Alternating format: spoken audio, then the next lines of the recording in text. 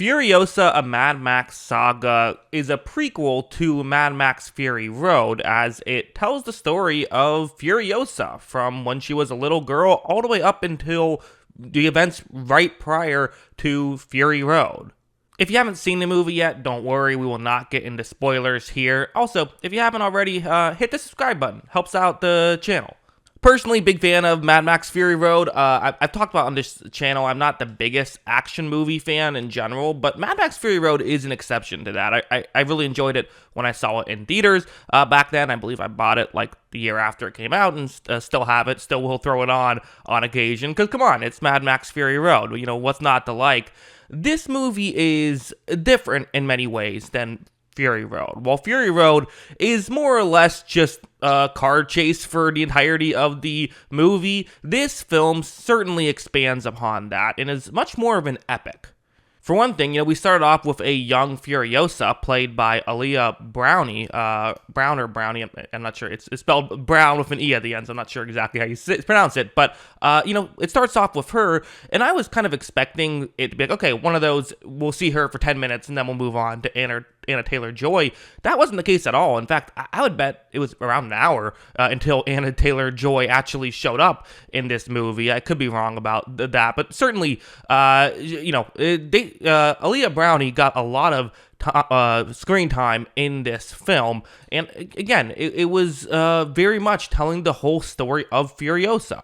In fact, this kind of felt like one of those like biopics that you see, despite the fact that it was a fictional character, which I thought was pretty fascinating. But so again, for me, someone who loves Fury Road, I won't lie, I wouldn't have been mad if we got another 2-hour-long car chase, or 2.5 hours, was the runtime of this movie. But really, the action sequences in this movie is, once again, where it really shines. No one does action like George Miller. He's the best at it. I'm saying the best figuratively. I'm not actually doing a ranking of best action directors, but honestly, you could make the argument he is the best in terms of just how much is going on with so many of these sequences. One thing he does that I really like is, I feel like sometimes I don't need to call out any movie, by name, but it sometimes feels like when you're watching certain action movies, it almost feels like the action is just designed to be cool. Like that's all they're doing. It'll be a character will just sort of,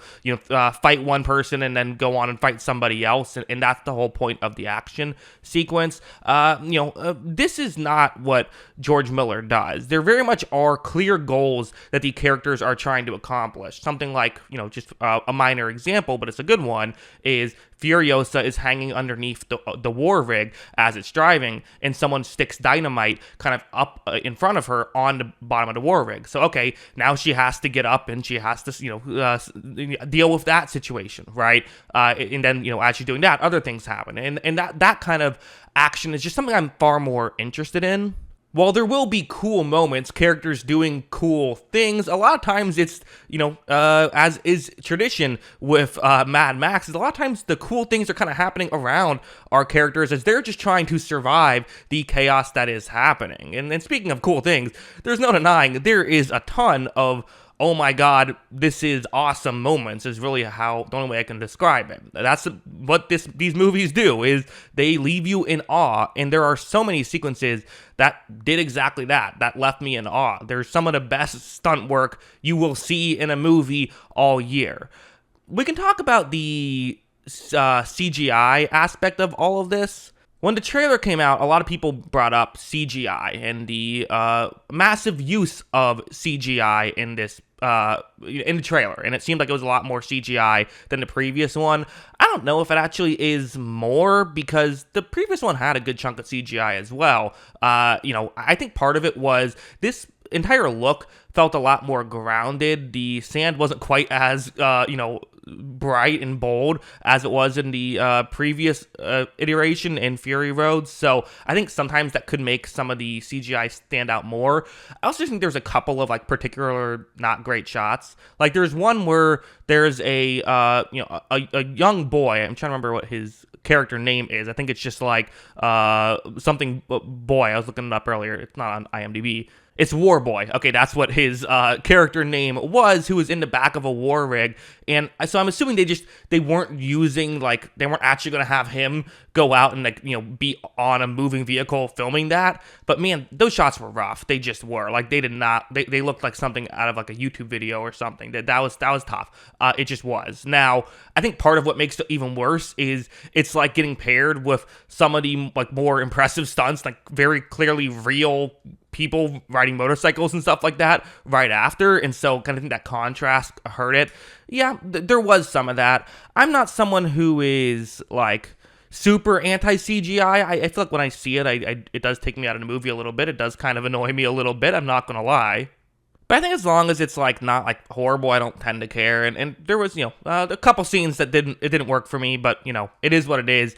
Usually, though, when I saw like a CGI scene take me out of it, it's because it literally wouldn't have been possible to actually build it. So that's the way that they had to do it. Was it was either make it CGI or like put people's lives in danger. It's like, okay, let's make it CGI. Fair enough. So that was kind of how I viewed it.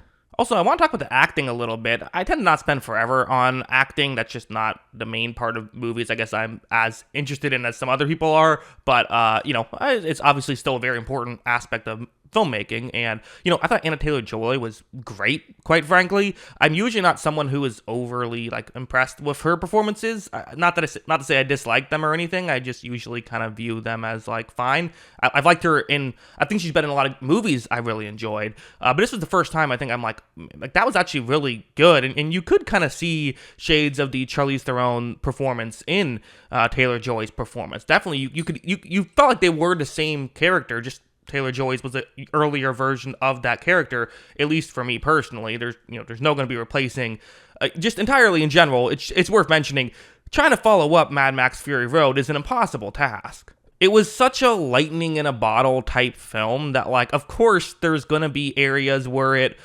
falls short, but, like, again, for a prequel to it, did really well. The other guy I want to mention is Chris Hemsworth, who really, I mean, he gave it his all, this performance. There's no denying that. It honestly almost felt like he was in a comedy with how much he was going for it for each scene. But again, that's what works, and that's kind of the just difficulty of pulling off a movie like this, is it is so over the top. Like, everything about this film is over the top, just like how everything about the other movies, going back to the Fury Road movies, because it feels weird to call this a fifth movie. It feels like it really is a reboot, and this is the second version of that reboot. And that I think that this was a really entertaining movie. Now, we can talk some negatives. For me personally, I do think that I wouldn't have been mad if we saw more new stuff. There was a decent amount of things that we had just seen from the, Fury Road. Like, there was a decent amount of carryover, which isn't inherently a bad thing, but I do think that part of what I like about these movies is how distinct they all feel. And while this one certainly does feel very distinct from Fury Road in terms of its storytelling, there were things that I thought were kind of some carryovers, which is just the difficulty in making a prequel in general is, for one, the main character is going to live, which is probably going to happen anyway. In most of these movies, the main character does live, but there's always that little part in the back of your head, like, could they die?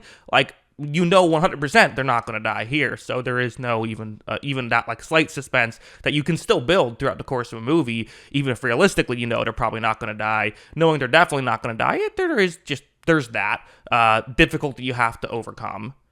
Also, with this movie not necessarily being just a pure action 100% of the time type movie, it did fall into the trap that a lot of action movies, I think, fall into, just for me personally, is you're just waiting for the action to happen. I think part of why I like Fury Road is there's not a ton of that, although there is some of that, but you can some of it is necessary. You need some dialogue scenes. You need some exposition here and there. But I still think that this movie was at its best for the action sequences, which just 10 out of 10s through and through. It's hard to say too many negative things about it. This is a movie that definitely did what it was trying to do, and even though it's not my personal favorite genre, it is still doing a really good job within that genre. And I would watch 10 of these movies. A little bit long of a runtime too, 2.5 hours. So be prepared for that going into the theater. But yeah, as a whole, I mean, I think it was really entertaining. My first reaction is to give it a 7 out of 10. That might change with time for now, but yeah, that'll be my ratings. And again, if you haven't watched any of